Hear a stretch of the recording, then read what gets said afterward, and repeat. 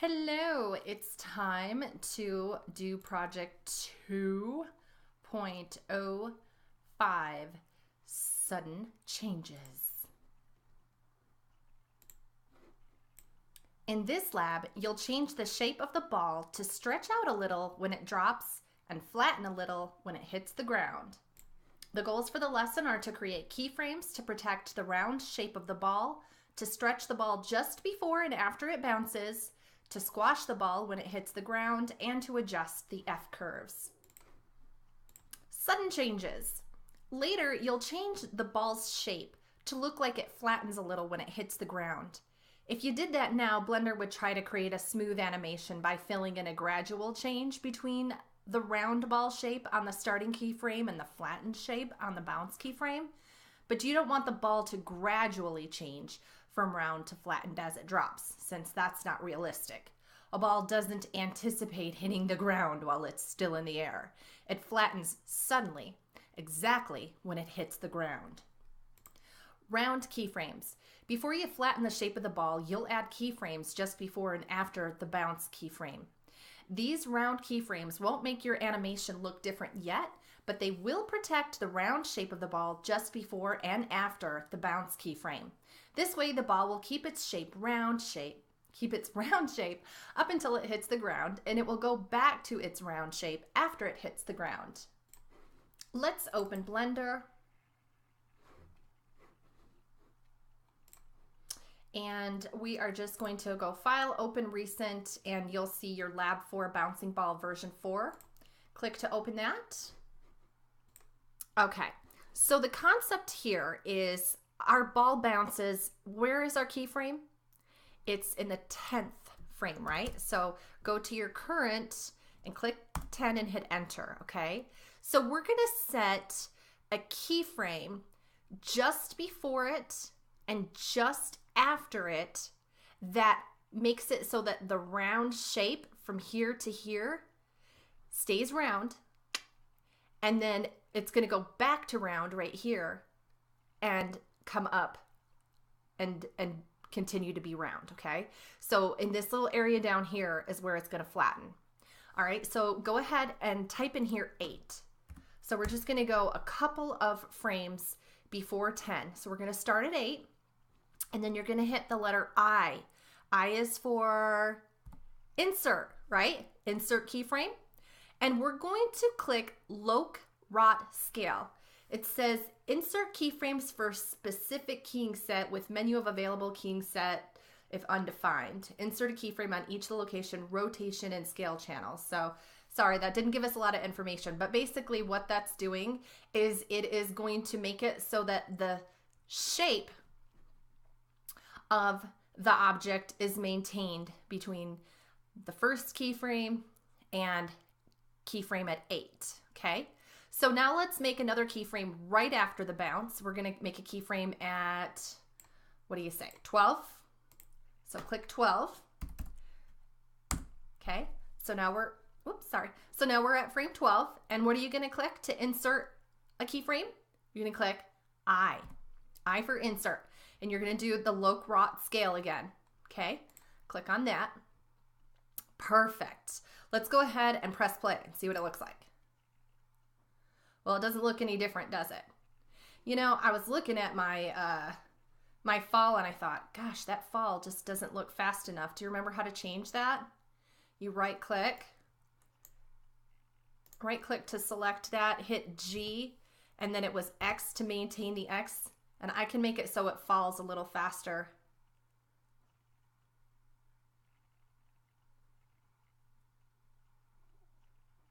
Think about gravity. Yeah. Gravity's fast. I'm going with that. I want it to look like gravity actually pulled it down and then it's naturally bouncing back up. And I could go back, sorry to be so picky, hit G and X, and I could probably make it so it jumps up a little faster. There, I like that.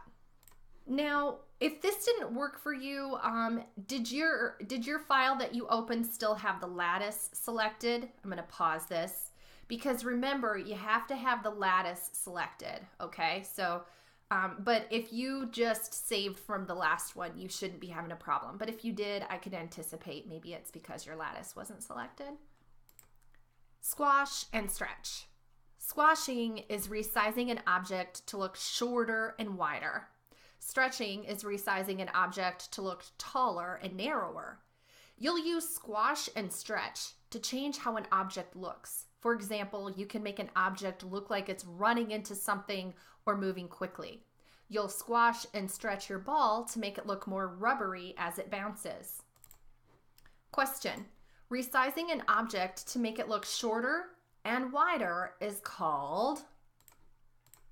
The correct answer is C, squashing. So first we're going to stretch the ball. So complete these steps to stretch the ball just before it hits the ground. This makes it look like it's moving quickly, and it will make the squash on the bounce frame more obvious. Okay, so let's go to frame 9. Hit enter down here in your box, okay?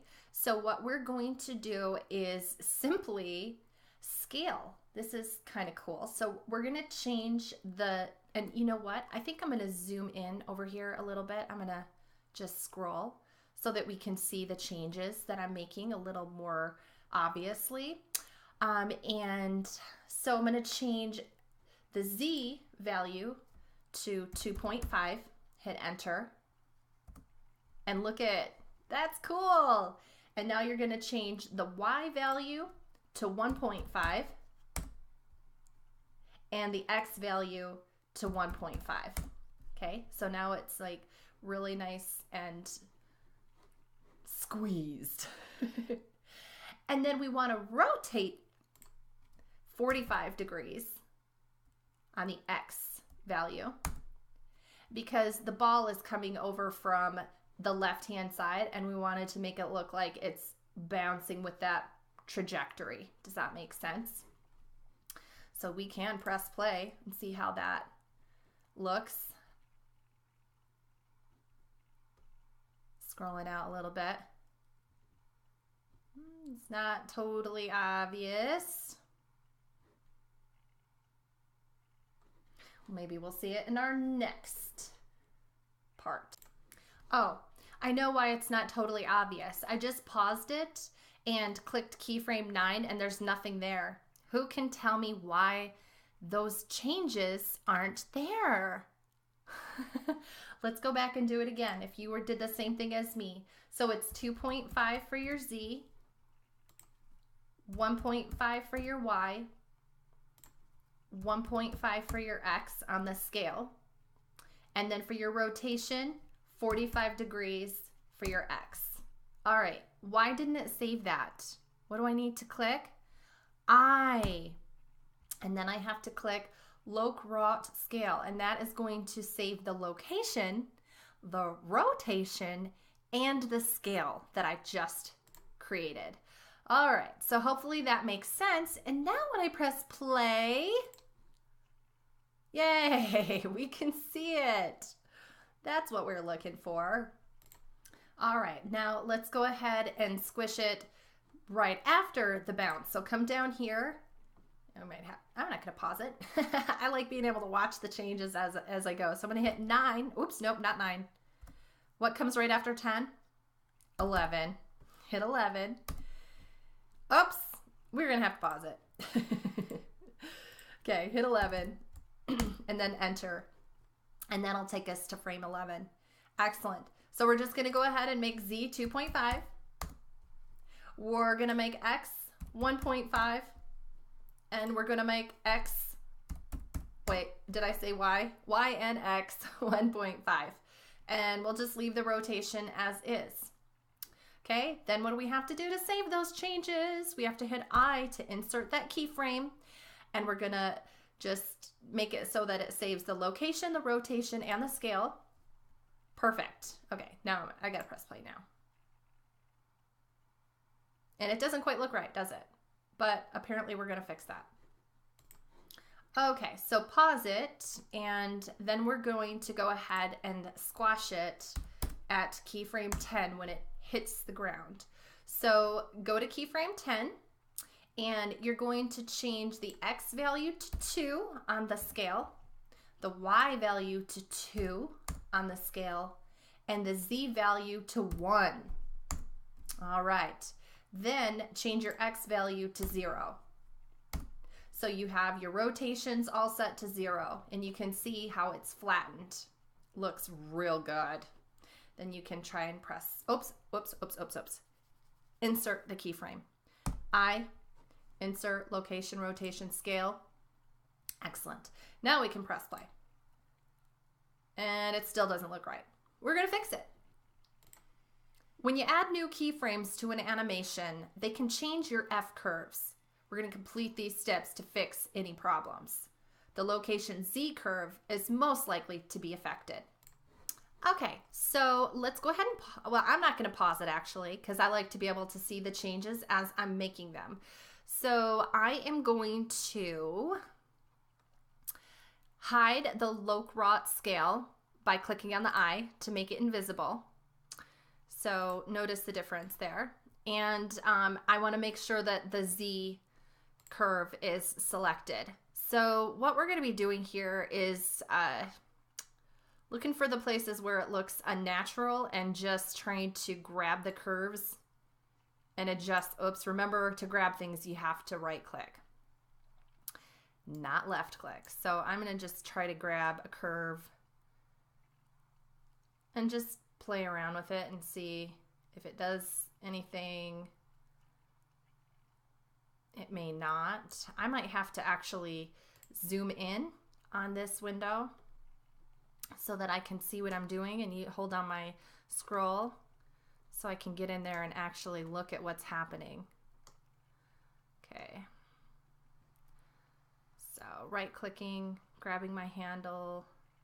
Don't really notice a huge difference with that one. I'm gonna click off of that and I'm gonna select this one and see if maybe that curve could improve. Whoops, remember, right click.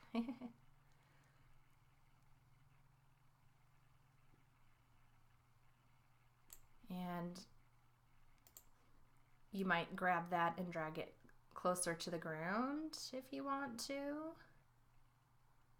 Not really noticing a huge difference personally. Oh, all the way up.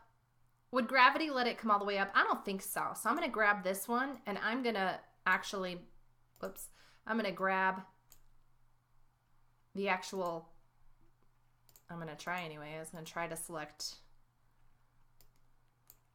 the whole thing and move it down.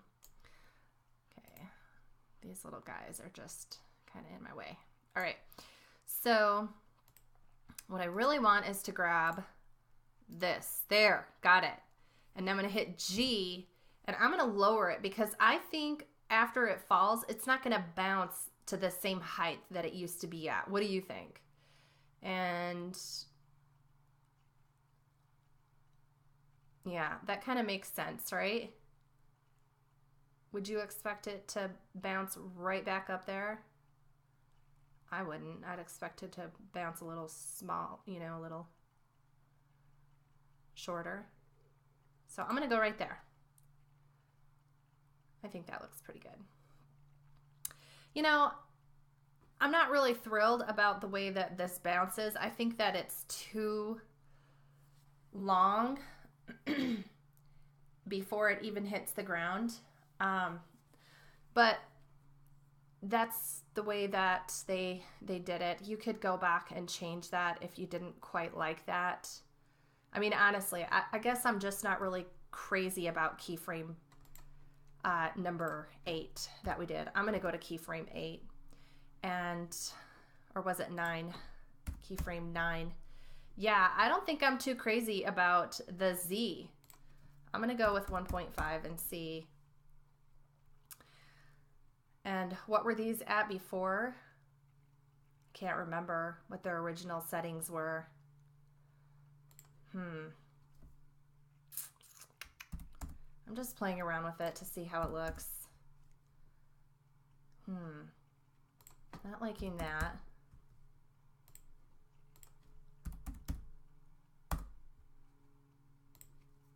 Maybe a 2 would be better, Or maybe a 1.75 would be better. Yeah, I'm gonna go ahead and hit I, and I'm gonna save that. And then I'm gonna go back to 11. Whoa, that just looks so wrong because it bounced at 10 and they've got it coming up and looking like, look, here's 10. And how, I mean, like, then 11 looks like that. Does that seem right to you? I can't do that. Okay, I'm gonna try that. And I feel like I need to rotate my X, maybe go -10. I think that's what it is. There, -10. So I'm gonna go -15. Maybe I'll go -20 because it's gonna bounce in that other direction, -25, because I've got it coming down and then going up. And then this, I think I'm just gonna do the 1.75. I don't think I like that exaggerated effect as much. And maybe I'm gonna go to -30. Okay, so I'm gonna hit I and insert that keyframe.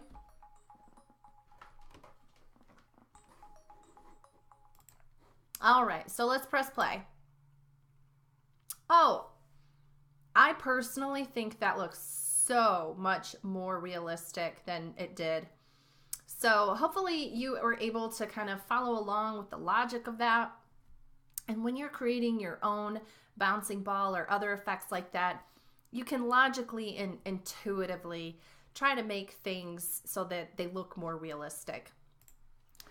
Let's go ahead and I'm going to pause it and I'm going to File, Save As, and we are doing Lab 5, and this is version 5, and hit enter twice or click Save as Blender. Perfect. Good job.